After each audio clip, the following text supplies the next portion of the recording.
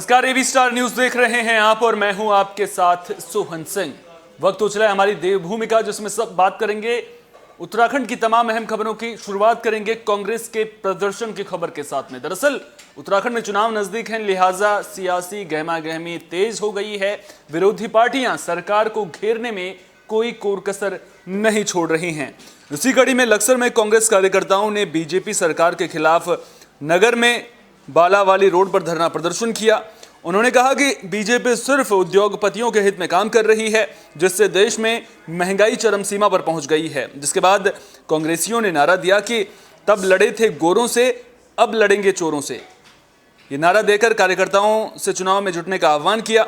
जहां प्रदेश आलाकमान के निर्देश पर कांग्रेस कार्यकर्ताओं ने कस्बे के बालावाली रोड पर इकट्ठा हुए और बीजेपी की केंद्र और राज्य सरकार के खिलाफ धरने पर बैठ गए। धरने का नेतृत्व कर रहे नगर अध्यक्ष देवेश राणा ने कहा कि बीजेपी केवल पूंजीपतियों का भला चाहती है, इसलिए केंद्र और राज्य में सारे निर्णय उन्हीं को हित में रखकर लिए जाते हैं और यही वजह है कि देश में महंगाई तेजी से बढ़ रही है। आम आदमी 2 जून की रोटी का प्रबंध भी नहीं कर पा रहा है और देश में महिला सशक्तिकरण का केवल ढिंढोरा पीटा जा रहा है। हकीकत में महिलाओं पर रोज हमले, बलात्कार और हत्या की घटनाएं हो रही हैं और वहीं किसान भी परेशान होकर आत्महत्या कर रहे हैं। उन्होंने देश को सुरक्षित रखने के लिए बीजेपी को सत्ता से बाहर करने का आह्वान किया। यहाँ लक्सर में नगर कांग्रेस कमेटी की ओर से नगर अध्यक्ष श्री देवेश राणा जी की अध्यक्षता में रायसी रोड पर संदीप जी के पेट्रोल पंप पर धरने प्रदर्शन का आयोजन प्रातः 10 बजे से किया गया है, जो 1 बजे तक चलेगा। लोग सुन रहे हैं, आ रहे हैं, किस तरीके से लूटा जा रहा है। आप देखो, किसान के खाद के कट्टे का रेट बढ़ा दिया, दूसरी तरफ उसका वेट घटा दिया। तो ये तो लूट है, ये डकैती है, ये किसान के साथ छल है, कपट है, भुगतना पड़ेगा। आज डीजल पेट्रोल का क्या हाल है। कहते थे कि कंपनियों के हाथ में है। उत्तर भारत में कांग्रेस जीती उपचुनाव में और भारतीय जनता पार्टी बुरी तरह हारी, तो छोटी दीपावली वाले दिन ऐलान कर दिया 5 रुपए पेट्रोल पे घटाएंगे, 10 रुपए डीजल पे घटाएंगे। क्यों भाई, आप तो सुनने को तैयार नहीं थे, एक ही झटके में हिल गए। ये जो इन्होंने घटोतरी की है, ये भी बहुत कम। चमोली में भी कांग्रेस कार्यकर्ताओं का प्रदर्शन देखने को मिला है। यहां पर भी बढ़ती महंगाई के मुद्दे को लेकर कांग्रेस कार्यकर्ताओं ने प्रदर्शन किया, साथ ही बीजेपी सरकार पर जमकर निशाना साधा। इसी कड़ी में नगर कांग्रेस अध्यक्ष वीरेंद्र सिंह रावत के नेतृत्व में दर्जनों कांग्रेसियों ने बढ़ती महंगाई और डीजल पेट्रोल के बढ़ते दामों के विरोध में नगर के पेट्रोल पंप के आगे प्रदर्शन करते हुए नजर आए और केंद्र सरकार पर जमकर निशाना साधा। साथ ही उन्होंने केंद्र सरकार से इस्तीफे की मांग की है।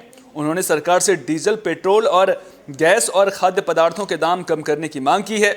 उन्होंने कहा कि सरकार ने उपचुनाव की हार के बाद पेट्रोल डीजल में मामूली कमी की है, जो चुनावी स्टैंड है। उन्होंने कहा कि जिस तरह से महंगाई लगातार बढ़ रही है, ऐसे में अब केंद्र सरकार को सत्ता में रहने का कोई अधिकार नहीं है। इस महामारी में लोग पहले से ही परेशान हैं, लेकिन केंद्र सरकार महंगाई का लोड डालकर आम जनता की कमर तोड़ने का काम कर रही है।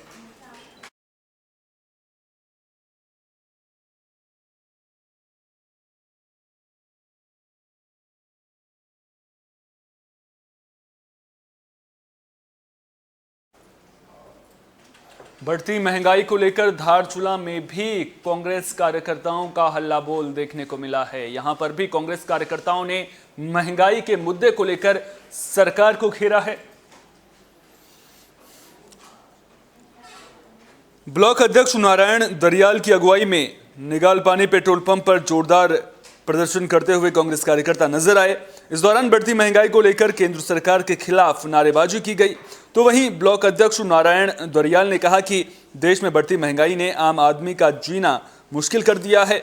जहां एक और तेल की कीमतें आसमान छू रही हैं, तो वहीं रसोई गैस सिलेंडर की बढ़ी कीमतों ने महिलाओं का घर चलाना भी मुश्किल कर दिया है।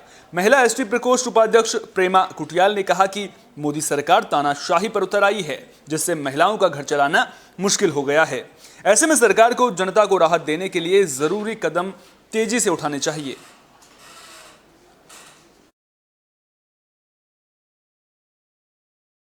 रही है सी आज महंगाई के लिए भाजपा जिम्मेदार है, उतनी ही कांग्रेस भी जिम्मेदार है।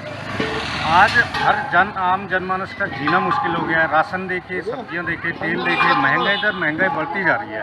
लेकिन अगर ये सरकारें चाहें, आज जिस हिसाब से ये भारत सरकार जो है कुछ देशों को 34 रुपये में पेट्रोल और 28 रुपये में डीजल यहाँ से बाहर बेच रही है, तो वही नियम यहाँ लागू क्यों नहीं किया जा रहा है? हमारा कहना ये है, सबसे पहले तो इन्होंने इन तेल की बढ़ती कीमतों पर रोक लगानी चाहिए, ताकि आम जनमानस का जो चूका चौला है सही ढंग से चले। ये हमारी सरकार से मांग है। और आने वाले समय में मतलब यूकेडी, अगर यहाँ की जनता यूकेडी को समर्थन देती है, अगर यूकेडी सत्ता में आती है, तो निश्चित तौर पर हम महंगाई पर रोक लगाने की भरपूर कोशिश करेंगे। आह्वान पर हमने पूरे प्रदेश में महंगाई के खिलाफ विरोध प्रदर्शन किया है। और जिस प्रकार से सभी लोगों को ज्ञात है कि और आज खाने का तेल 180 रुपये लीटर हो गया, जिससे कि हमारे घर गृहिणी में बहुत ज़्यादा प्रभाव पड़ता है। और इसी प्रकार से गैस सिलेंडर के आप दाम देख लीजिए, 380 रुपये से कांग्रेस की सरकार में जब इसका रेट 380 रुपये था, आज डबल इंजन की सरकार में 380 से लेकर इन्होंने 985 रुपये का एक सिलेंडर भरने का काम किया है। लेकिन आने वाले समय में बीजेपी की सरकार से ये कहना चाहती हूँ, 2022 में उत्तराखंड की सरकार मन बना चुकी है, उत्तराखंड की जनता मन बना चुकी है कि आपने जिस प्रकार से डबल इंजन की सरकार के माध्यम से जनता को गुमराह करने का आपने काम किया है, इसका परिणाम आपको 2022 में हम पूरे जोर तरीके से पूरी उत्तराखंड की जनता, पूरे देश की जनता मन बना चुकी है। इसका जवाब आपको 2022 में देखने को मिलेगा। और जिस प्रकार से आपने गृहिणियों के बजट को गड़बड़ाने का काम किया है, 380 से लेकर आपने 985 रुपये का सिलेंडर का दाम बढ़ाया है। मैं पूर्ण रूप से कहना चाहती हूँ, पूरे देश को ये कहना चाहती हूँ, 2022 में तो आपको देखने को परिणाम मिलेगा ही मिलेगा। और जिस प्रकार से आपने हर चीज़ में दामों को बढ़ाया है, इसका फलस्वरूप आप 2022-24 में भी आपको इसका परिणाम मिलेगा। तो बढ़ती महंगाई को लेकर कांग्रेस का हल्ला बोल लगातार जारी है। उत्तराखंड चुनाव में कांग्रेस पार्टी बढ़ती महंगाई के मुद्दे पर सरकार को घेरने की कोशिश करती हुई नजर आ रही है। लिहाजा जगह जगह पर कांग्रेस कार्यकर्ता प्रदर्शन करते हुए नजर आ रहे हैं। इसी कड़ी में काशीपुर में भी कांग्रेस कार्यकर्ताओं ने सांकेतिक धरना प्रदर्शन किया और महंगाई के खिलाफ अपना विरोध जताया है।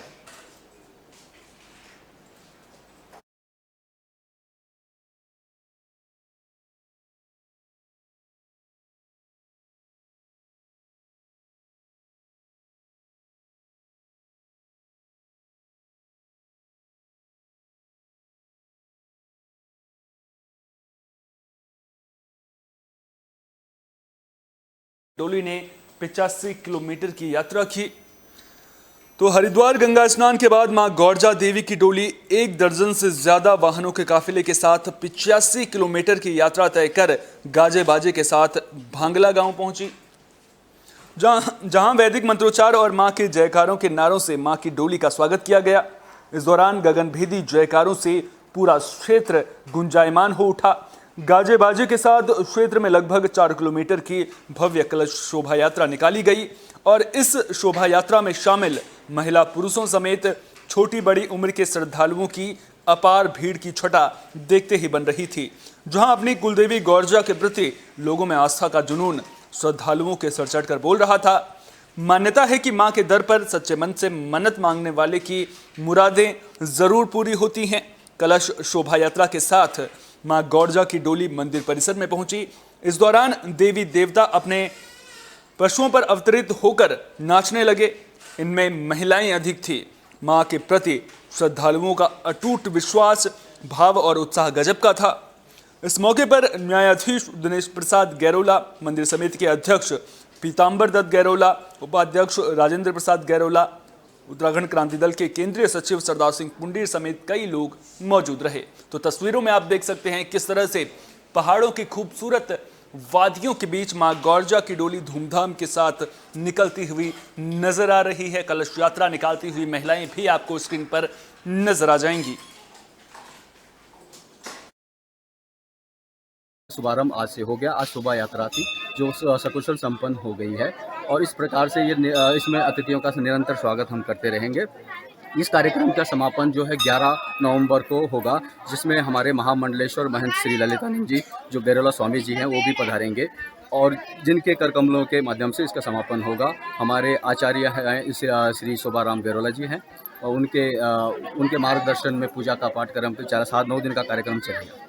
धन्यवाद। मैं इस आपके माध्यम से समस्त ग्रामवासियों को, सब बांग्ला के ग्रामवासियों को, जिन्होंने लगातार मेहनत करके जो है इस कार्यक्रम को सफल बनाया है और उनकी मेहनत आज रंग लाई है। आज माता की शोभा यात्रा सकुशल संपन्न हो गई है और इसी प्रकार उनकी मेहनत से हम इस कार्यक्रम को आगे भी करेंगे।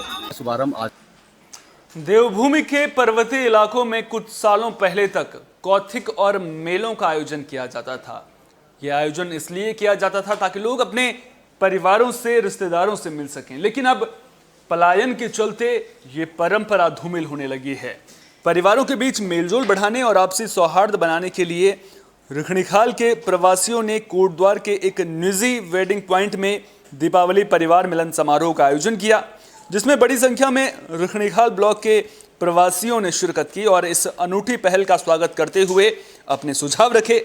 जहां शिक्षा, स्वास्थ्य और अपनी ज़रूरतों के अनुसार पहाड़ों से पलायन कर मैदानी क्षेत्र में बसे प्रवासियों ने इस मिलन समारोह के बहाने एक जगह पर एकत्रित होकर एक दूसरे के सुख और दुख बांटने की अनूठी पहल का स्वागत किया और आधुनिकता और भौतिकवाद की इस दौड़ के बावजूद भी बड़ी संख्या में इस समारोह में पहुंचे लोगों ने अपनी मिट्टी से जुड़े रहने का संदेश दिया।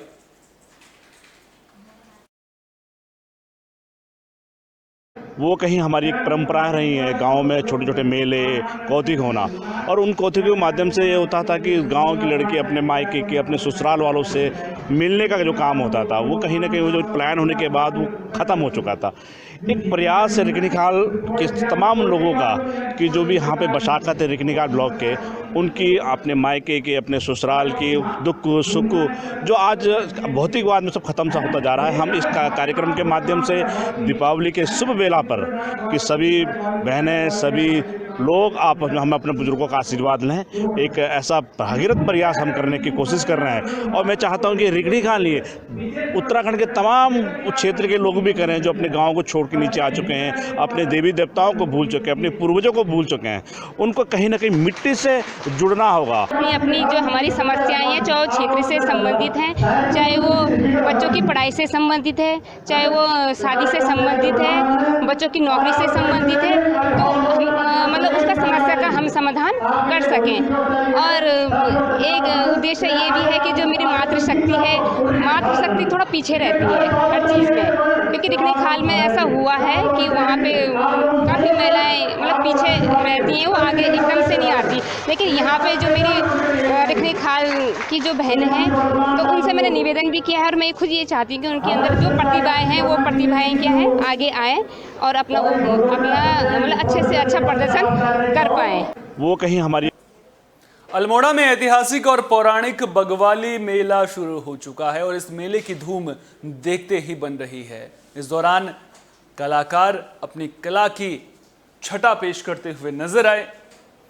तो अल्मोड़ा जिले के द्वाराहाट विधानसभा में बगवाली पोखर में ऐतिहासिक और पौराणिक बगवाली मेला ओडा भेंटने की रस्म के साथ शुरू हो गया है। मेले में लोक कलाकार शानदार रंगारंग कार्यक्रम पेश कर रहे हैं। ग्रामीणों ने सुबह नगाड़े, निशानों और पारंपरिक वाद्य यंत्रों के साथ पारंपरिक युद्ध कला का प्रदर्शन करते हुए यहां स्थित पोखर की परिक्रमा की और ओढ़ा भेंटने की रस्म की अदायगी की। जहां कोरोना के चलते पिछली बार की अपेक्षा इस बार काफी तादाद में लोग पहुंचे हैं। कार्यक्रम में मुख्य अतिथि जिला पंचायत अध्यक्ष उमा बिष्ट और विशिष्ट अतिथि पूर्व विधायक मदन सिंह बिष्ट ने दीप जलाकर मेले का शुभारंभ किया।